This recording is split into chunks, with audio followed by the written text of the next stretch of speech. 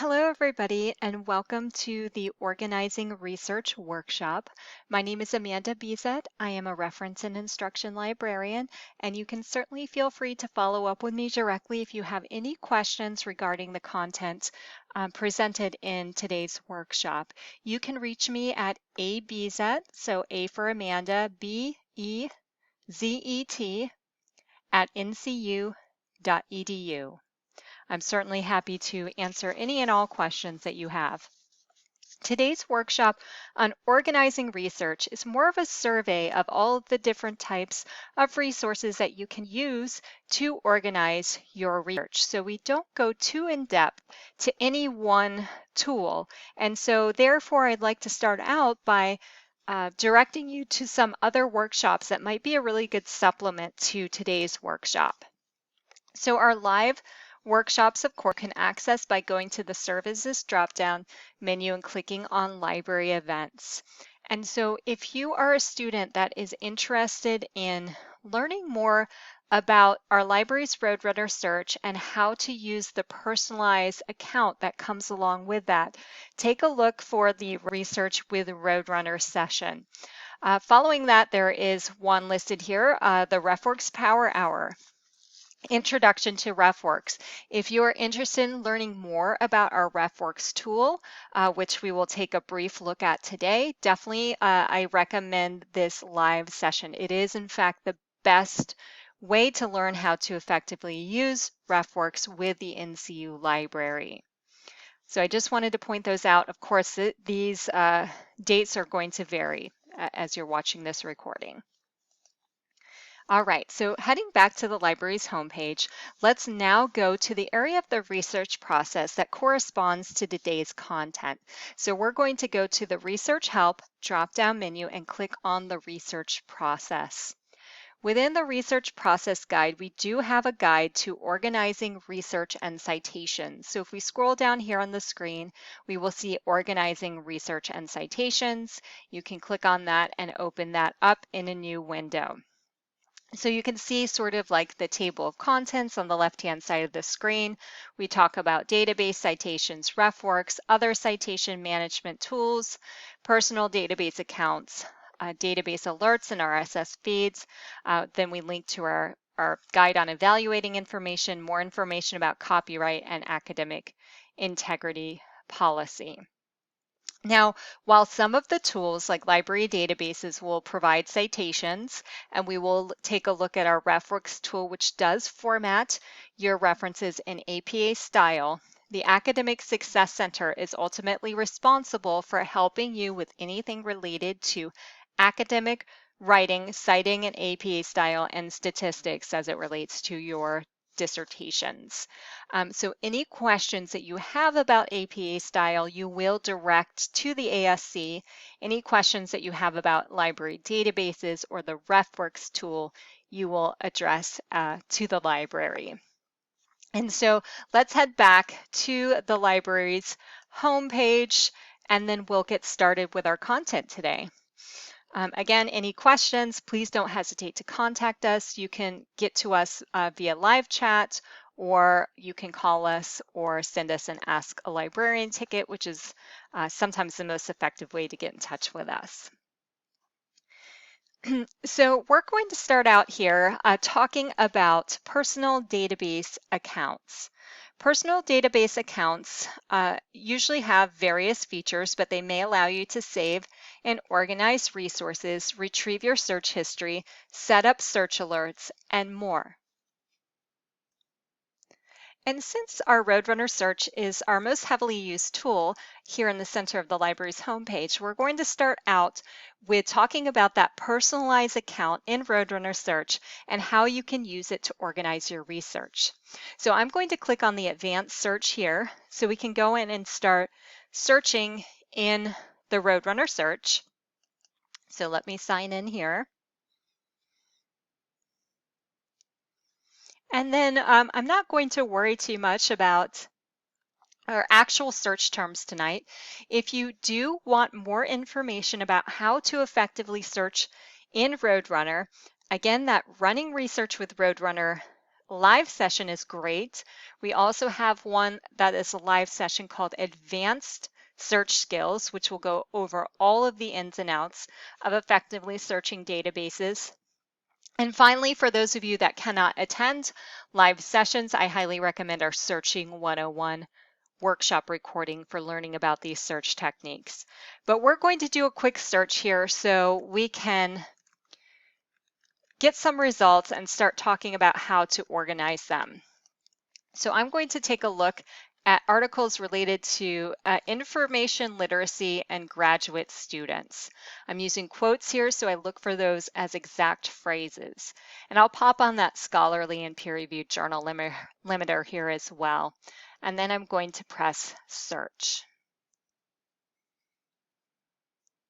So what happens with our Roadrunner search? Roadrunner is created by a company called EBSCO. So if you see anything with the EBSCO logo, that is the same account that you will have here in our Roadrunner search. And luckily enough, you come to Roadrunner with a ready-made account. So when you go up to your folder here, you already have a personalized folder created for you without having to log in additionally. And so let's go ahead and before we click on folder up here, let's talk about how to get content into that folder. So we're looking at our search results here, and if we scroll down on the screen, we see a number of articles with the file folder full next to it.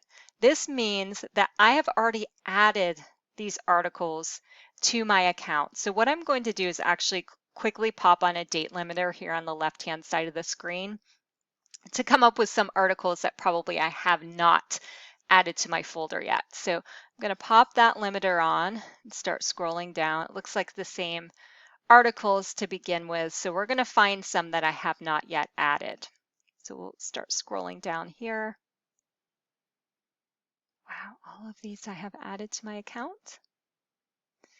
Okay, I'm going to do something else. I'm going to sort my results by the oldest first, because I bet I don't have those in my folder.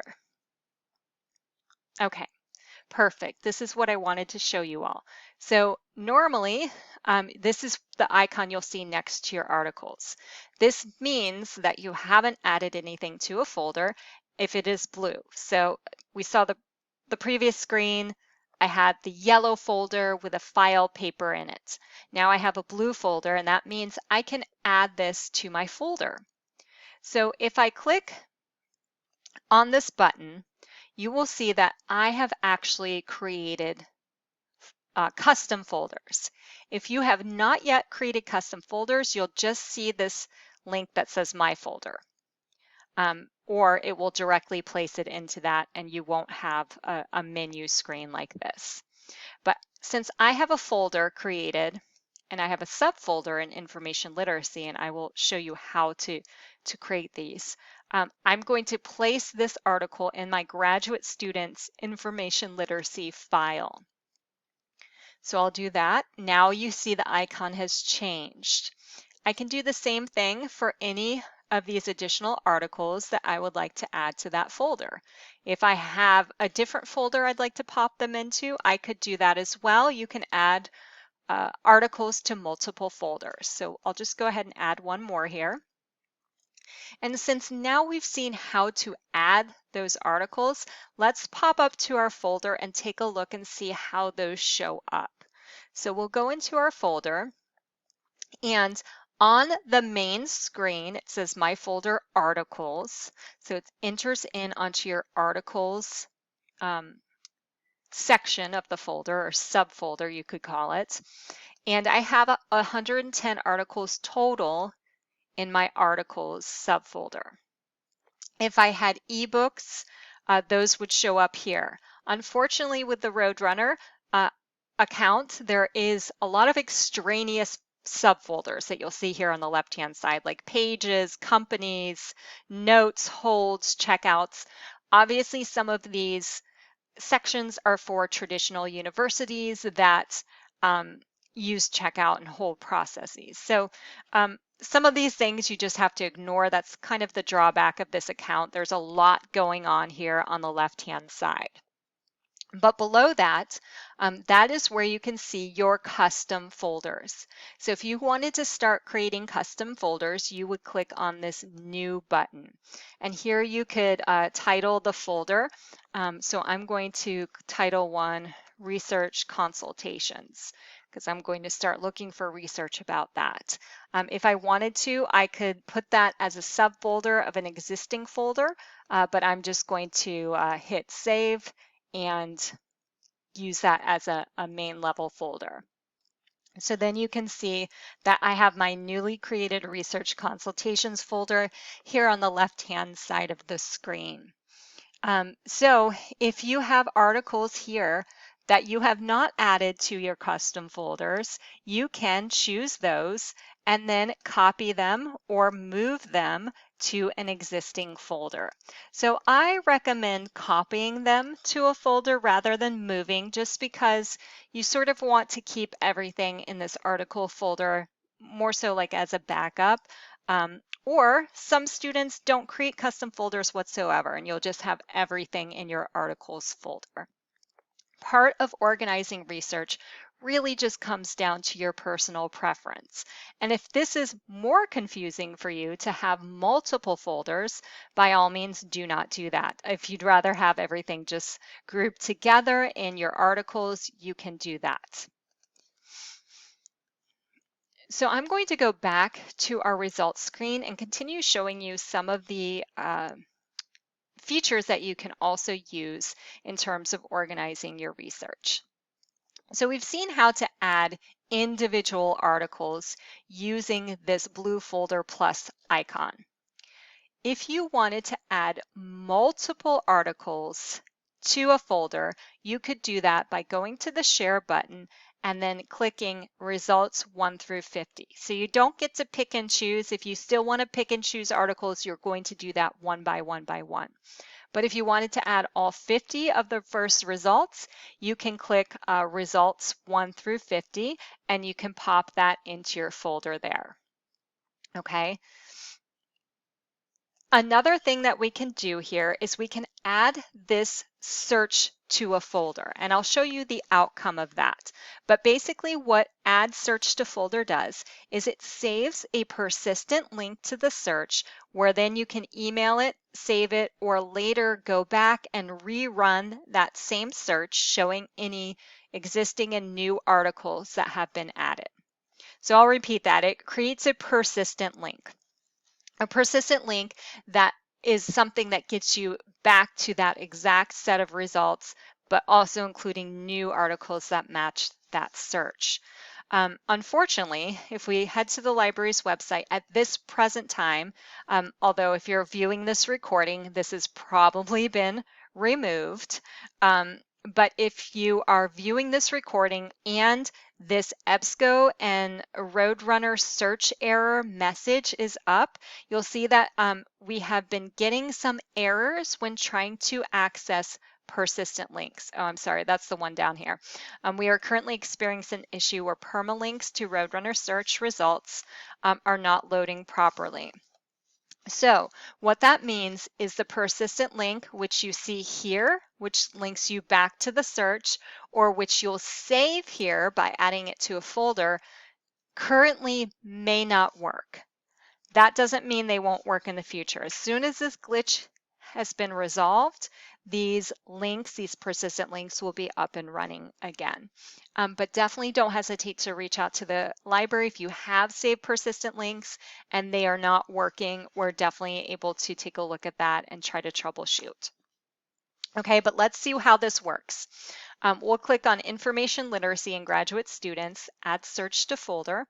Now what this does, again, is going to save that link to that search in a special folder. Unfortunately, when I've done that, sort of my screen just refreshes and we don't get any sort of verification that that has been done. So we'll just have to go up to our folder and take a look and see how that has been saved. So that is going to your persistent links to searches folder right here on the left-hand side. You'll see that I actually have saved 12 persistent links to searches. So let's click on that. And if I scroll to the bottom, that's where my new search will be. Okay, so you can click on that if you wanted to delete it or move it or copy it. I don't think you'd want to move it. It makes sense to leave it here in this particular folder. That way you know where it is. But if you wanted to delete it, that would be the way to go. So let's take a look and see. I'm just going to pop this into a new browser. So I copied the URL and now I'm pasting it into a browser. So this is the error you would experience currently. Again, we are working on that. If you're viewing this recording, hopefully you're good to go and those persistent links are working just fine. If they are not, definitely reach out to the library. But don't hesitate to use this feature in the meantime, because those links will be workable.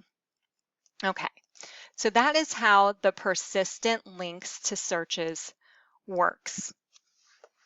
In addition to that, you have a way to save searches which has sort of a similar outcome.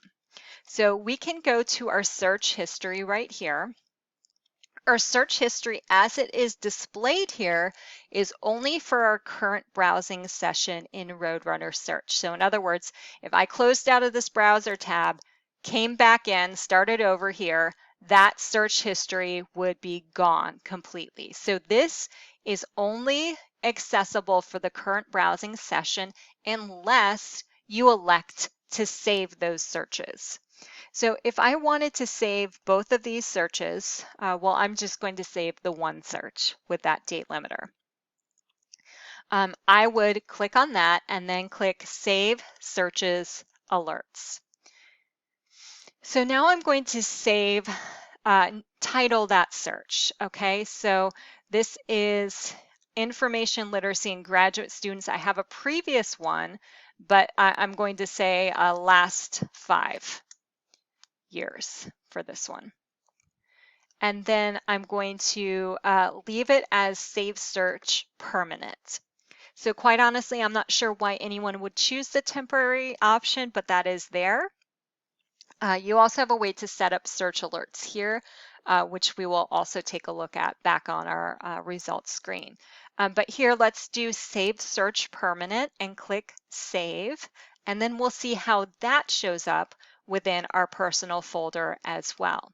So let's, it brought us directly to that Save Searches folder, but on the left-hand side of the screen, this is where it lives, underneath persistent links to searches. It's called Save Searches, and I have 10. Okay, so my newest search here, IL and graduate students last 5 years, is distinct from my previous search, which did not have that 5-year limiter. So what I want to do is click Retrieve Saved Search. It's going to sort of pop us up into what looks like our search history. And then you'll see this link that says ReRun.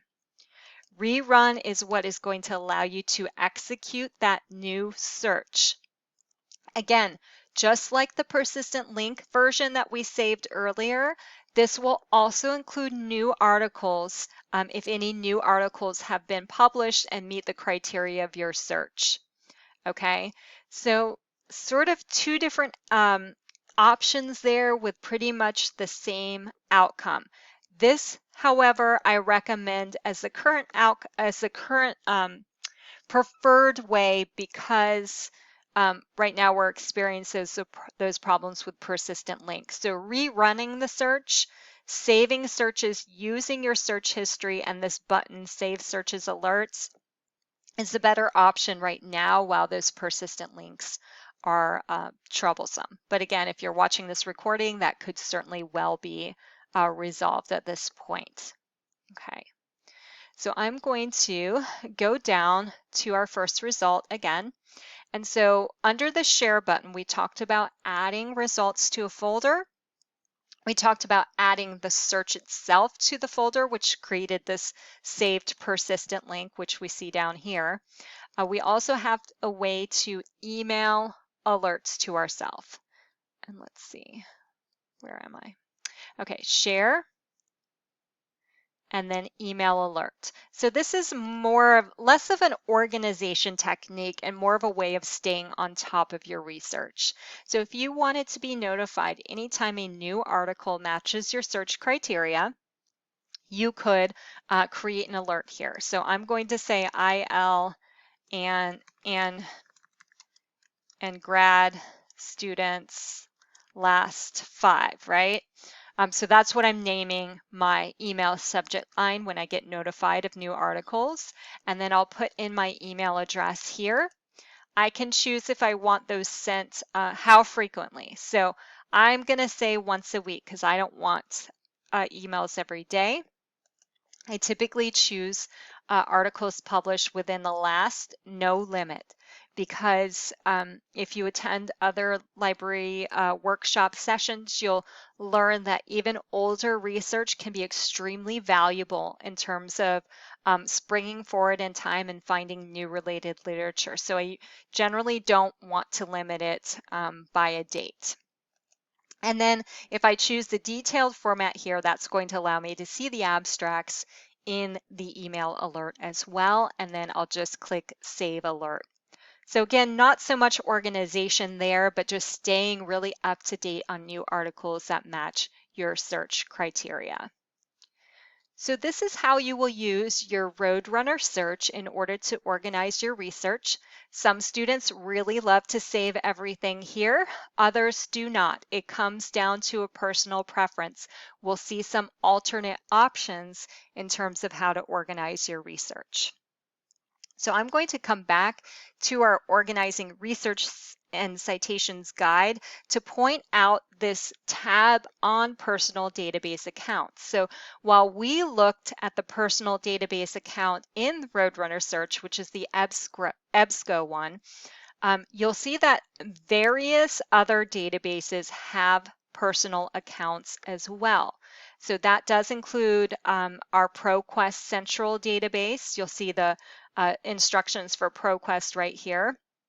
ProQuest Central is a very huge multidisciplinary database, so that might be an interesting one to look into.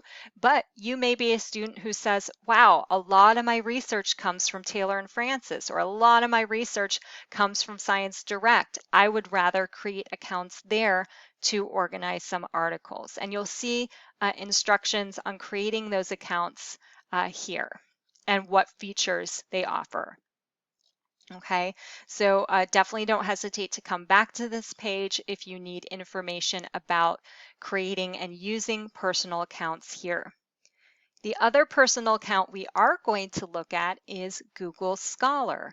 And so we do have instructions here for using Google Scholar. Actually, I want to open this in a new window here. So I'm just going to open up a tab for Google Scholar. And so you might be wondering, well, why should I be using Google Scholar? I should be using the library to find my scholarly research. And hopefully we do provide the bulk of your scholarly research. We pay lots and lots of money for our subscription library databases, and it's content you can not get elsewhere, a lot of it. So that being said, Google Scholar is a great supplement to that because there is a lot of open access research that is out there and that is reputable, but we don't necessarily collect that in the library because we primarily have subscription-based databases that we buy. Okay, so Google Scholar is going to contain important articles for you that we don't have in the library. So Google Scholar does have an advanced search, which they hide on the left.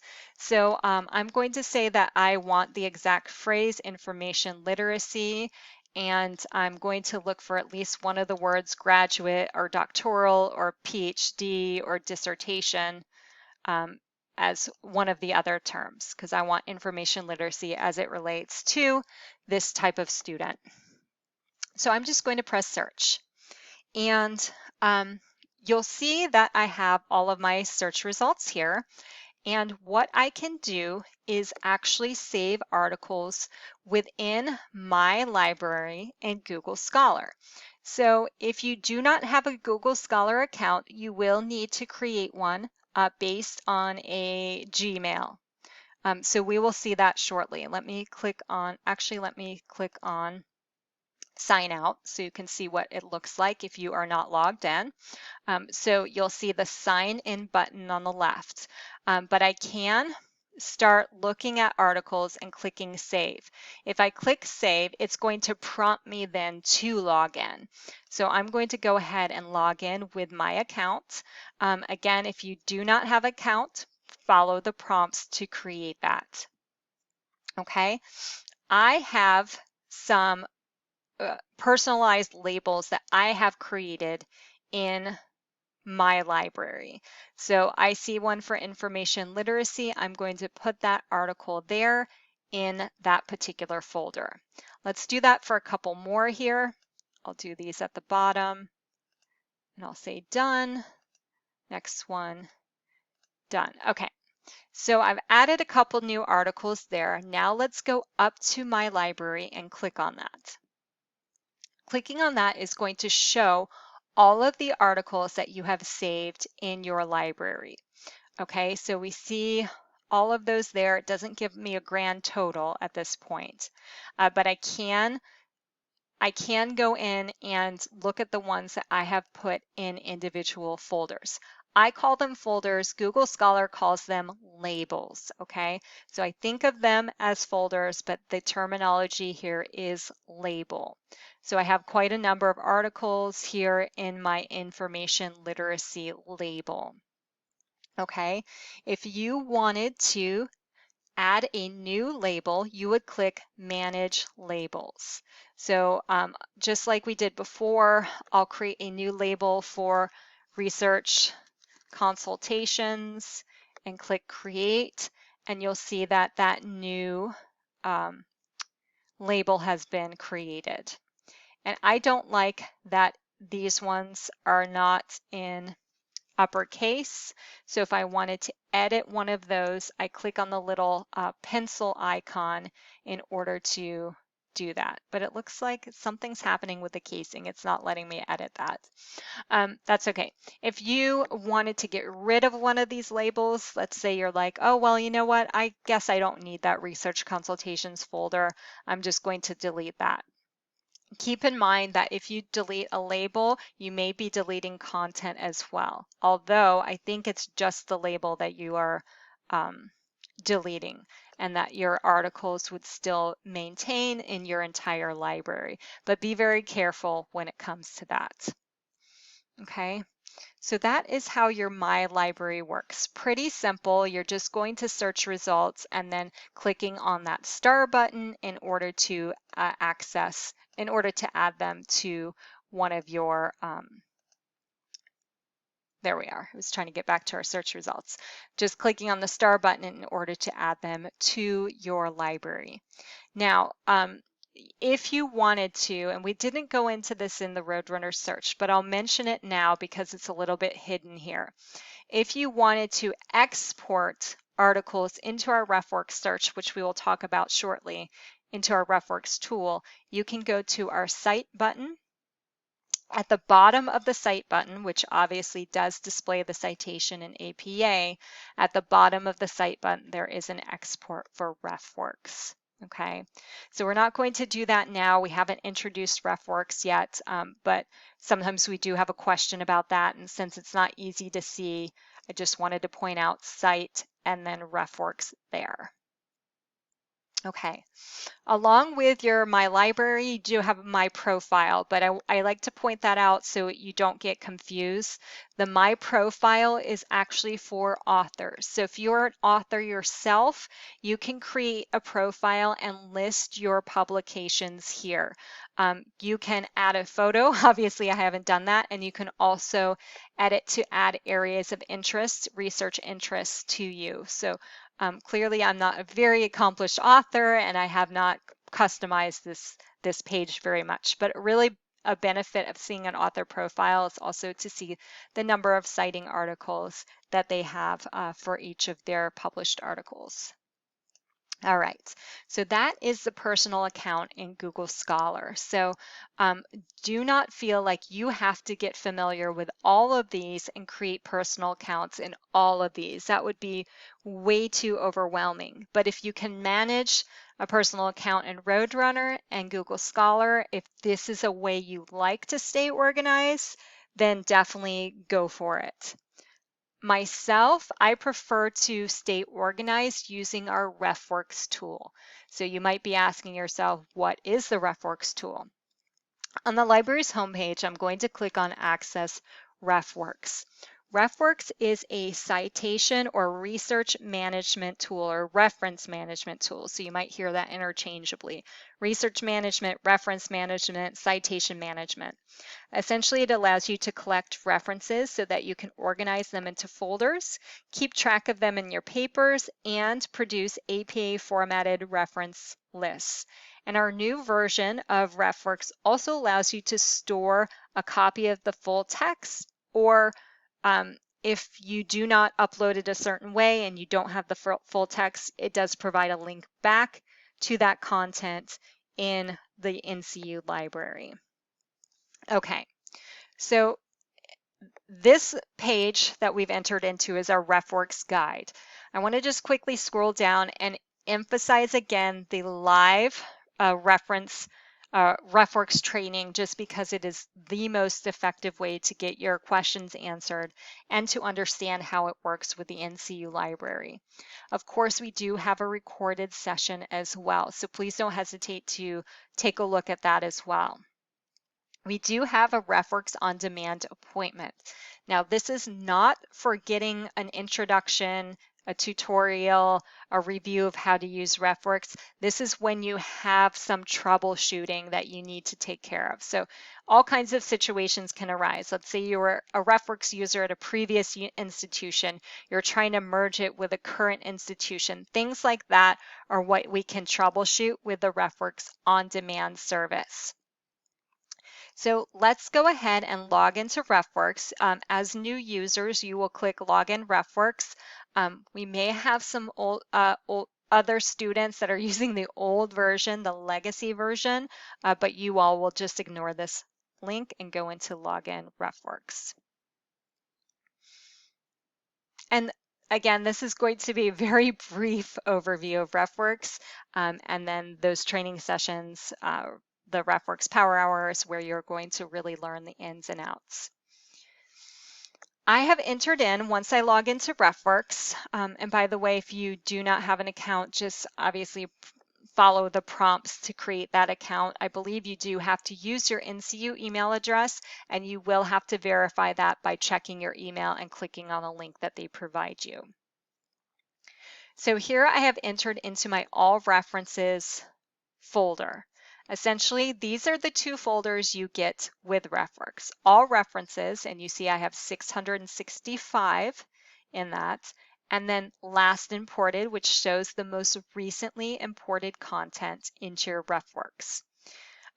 Let me click on the one that I imported 2 days ago to show you how to view that record. So when you click on it to highlight it, that's when you'll see more information about that reference on the right-hand side of the screen. You'll also see that I have created personal folders here. So I have one probably for information literacy, and this one has a subfolder on webinars. If I wanted to add another subfolder or rename, I could do that. So I'm going to add a subfolder for graduate students here and click Save. Remember, all of this is personal preference. Maybe you just want a couple folders like dissertation in chapter 1, dissertation chapter 2, dissertation chapter 3. You can put references in multiple folders. So if you're using references for different sections of your dissertation, you can add those to multiple folders. This is all your personal preference. Okay, so you will not have any custom folders. You'll have all references and last imported. Now, really what it comes down to right now is learning how to get content into RefWorks. And so we'll do that by using our Roadrunner search results. So here in Roadrunner, I can import an individual citation by clicking on the article title. So we don't want to go directly into the full text. We want to click on the article title so we come into this detailed record screen. Now on the right-hand side of the screen in our toolbox area, we have a section that says export. So let's click on that. And then it's going to default to direct export to RefWorks. So you'll see that that bubble is already filled in for you, and all you'll need to do is click Save. Now, even if you're logged into RefWorks, it may prompt you to log in again. And you'll always see the screen that says, yes, export to the newest version of RefWorks, unless you dismiss this and ask them not to show it to you again. I keep it just for demonstration purposes, so I'm not going to check that off, but you'll check this off and then click yes, export to the newest version of RefWorks. And so what's happening is it's trying to push that content from the Roadrunner search into the RefWorks tool. And so I can choose my new folder, which is Information Literacy for Graduate Students. So I'm going to choose that and then click Import. Now this little section we'll see that says Import Tags from this database. Tags are essentially the subject terms that come with the article. So if we come to our article, we see information literacy, gender differences, college student surveys, electronic information sources, and data analysis. These subjects will also be imported as tags if you leave that toggled on. And so we'll click Import. Tags, they'll go into more in the RefWorks workshops, but it's not necessarily something I'm very concerned about because my organization method is by folders, not relying on tags. But I'll click OK here, and then it's going to show that I have imported that particular article a few seconds ago. So you'll see a few seconds ago, here's that article, here are those tags we talked about, and I'm going to click on that so I can see the full information here. Now what happens when you import a reference from the Roadrunner search, it does not bring the full text with it. What it brings is a link to find that again in the NCU library. So when you hover over that, it says you'll need to save the full text to your computer first and then drag it into the corresponding save reference in your account. That just means if you want to store the full text here, you actually do have a way to upload it. You can go into the edit area here and scroll down to add an attachment. Okay, it's not necessary to save your content, your full text here in RefWorks. Some students will want to do that, some students maybe not. But I do highly encourage you to save a copy of all articles that you are using to your own computer. So that was just one way to get content into RefWorks. A second way to get content into RefWorks would be to save the PDF document to your own computer and then upload it into RefWorks. So I'm going to do that by saving a PDF document. Let me open this up here.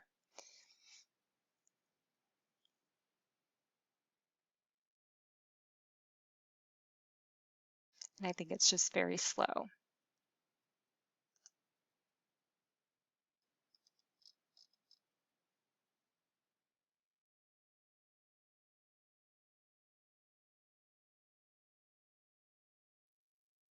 Okay, it's taking quite some time.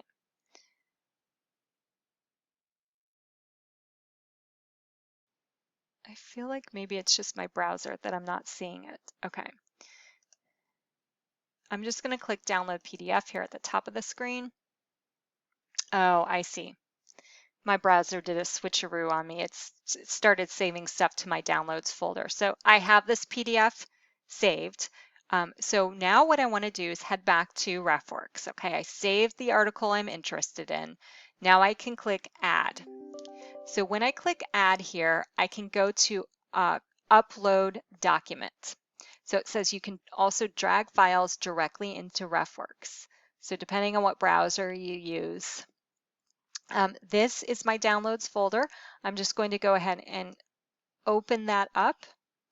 And then this takes a couple seconds more, because what is happening now is it's taking the PDF that I've saved, it's uploading it into RefWorks as the full text document, but pulling out all the bits and pieces that is needed for the title, the abstract, the authors, the subjects, all of that information that you'll need in order to create your AP formatted reference. So it takes a couple of minutes, or not a couple of minutes, but a few seconds for that to format. So now you'll see that my previous citation I imported 4 minutes ago, but this recent one that I uploaded via the PDF was imported a few seconds ago. And I'll click on that, and now you'll see, instead of a link back to that content, I actually see that I can read the full text here online. So I think this feature is very, very cool, but you'll have to make sure you either upload the PDF here. If you export directly like we saw in the first version, you can always go back and upload the PDF after the fact if you want to be able to read here within the RefWorks tool. Okay, so those are two of the main methods of getting content into RefWorks. I also want to show you that there is a sort of, well, there's two other main ways of getting content into RefWorks. One is to use a browser tool. So we have an area here called Tools, and you can click Tools again, and this is a way for you to download a browser extension which allows you to save references on the web. So I'm not going to demonstrate that in this workshop, but please know that this tool is here. It will install a Save to RefWorks icon in your browser, which allows you to go to any website and then import a reference from that website. Okay. That is there, and then the last method that you may need to utilize is a manual entry for that reference. So let's say you're not exporting from a database, you're not uploading a document. Let's say you have a print book in front of you and you want to add that. You have a way to create a new reference. So just as an example here, I can choose book, and let's just say the book I'm interested in importing is the publication manual of the American Psychological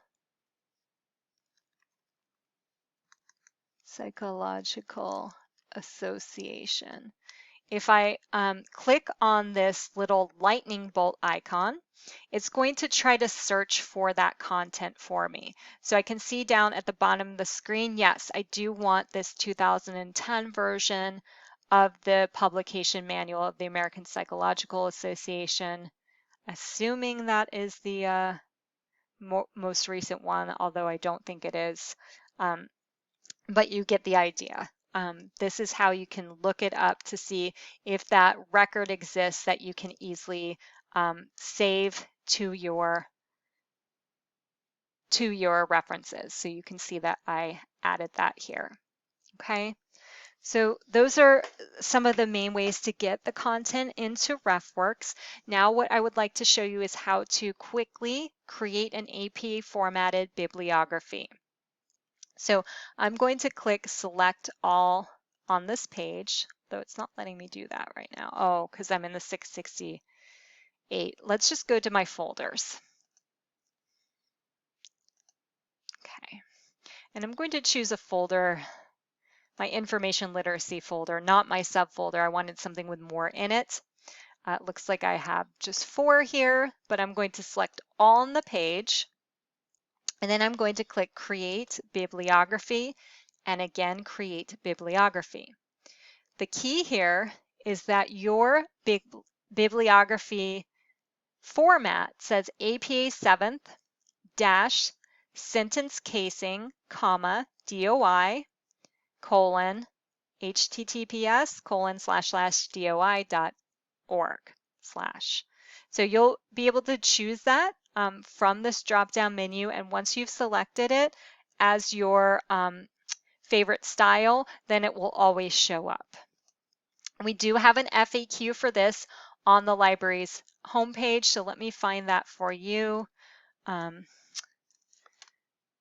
RefWorks citation style. Let me try that. How do I set my citation style to APA 7th in RefWorks? So that is what the FAQ is called. And then it will provide those step-by-step here. Okay, so don't hesitate to go to that FAQ. If you need a reminder of how to find that, reach out to us. We're here to assist. Okay, so I have created with my 4 references a very rudimentary, and I say rudimentary because you always want to double check this against the publication manual of American Psychological Association or an online tool such as the OWL at Purdue or Academic Writer, which is available from the Academic Success Center. Those are reputable sources for finding correct APA style. But what I can do is copy this to my clipboard and then paste that into my paper, quick and simple, making any adjustments as needed to that particular reference. Okay, so you never want to just rely on a tool like RefWorks or a database citation tool to be 100% correct, because they are subject to error. So this is a basic overview of the RefWorks tool. The library does provide, obviously, in-depth support for our RefWorks tool. Unfortunately, we do not support any other reference management softwares. So if you are using EndNote, if you are using Zotero, if you are using any of the other ones that are commercially available, we do not provide support for that. So just keep that in mind. The library does, however, so I'll modify my previous statement. We provide a little support for EndNote because that is a tool that is provided for you through our Web of Knowledge database. But, and I'll show you where you can access that. If you go to A to Z databases and click on the letter W, we do have Web of Knowledge, and that does provide a version of EndNote. And the reason why we don't fully support that is because it's not something we purchased. It's a free version that we get with the database that is not the full desktop version that you could purchase. And there's a number of drawbacks to using EndNote versus RefWorks, so much so that we have created an FAQ about that as well. And it says, are there reasons for using EndNote over RefWorks or vice versa? And so this goes over the reasons for using RefWorks over EndNote. Already what I said is it's a very modified version, not the full version, so that's not so great. Also, you will lose access to EndNote upon graduation, whereas with RefWorks you will continue to be able to use that account. RefWorks has some, or EndNote has some compatibility issues with Microsoft Word for Mac. So there's a lot of issues with EndNote. But as I've stated previously, when it comes to organizing research, that ultimately boils down to personal preference. If your personal preference is EndNote, if it is Zotero, if it is a number of the other commercially available products, by all means, get what works for you. But we are here to support you with RefWorks. Now, the last thing that I want to touch on in terms of organizing research is also part of the research process guide. So I'm going to jump back into the research process to show you that under the section called Preparing to Search, we have something called the Database Research Log. The Database Research Log is simply a Word document that we have created, which you can download and modify as a way to keep track of your search terms in Roadrunner Search or the various different databases. Now, why is it important to keep track of the search terms that you've used? First and foremost, you are actually going to need to keep track of this for your dissertation and include that as one of the appendices. So you'll be including the search terms that you have used. So whether or not you use this research log or you jot it down on a piece of paper, maybe you prefer to pop things into Excel, whatever you want to do to keep track, we've just provided one tool here to help you. And so here you can enter the search terms that you used, any search limits you've applied, what kind of results you got, and maybe a note to yourself of what you want to do in the next research session. So this is good not only for recording those search terms for your dissertation, but also for keeping track of what you've already done so you don't do research unnecessarily, and making those notes to yourself about what you want to do next time. Because let's say you're researching on the weekend, your next opportunity to research is Thursday or Friday or Wednesday or Thursday, whatever, midweek, and maybe you forgot where you were, right? So this is a good way to note to yourself where you left off and where you plan to continue. But please feel free to modify that in any way. And the final tool I'd like to point out is actually part of the Academic Success Center. Again, the ASC is ultimately responsible for helping you with any writing, citing, AP-style statistics as it relates to your course assignments and your dissertations. Within the ASC, we have the Writing Resources page. Within the Writing Resources page, we have a page for synthesis and analysis. In our synthesis and analysis page, we actually have a box called Key Resource Synthesis Matrix.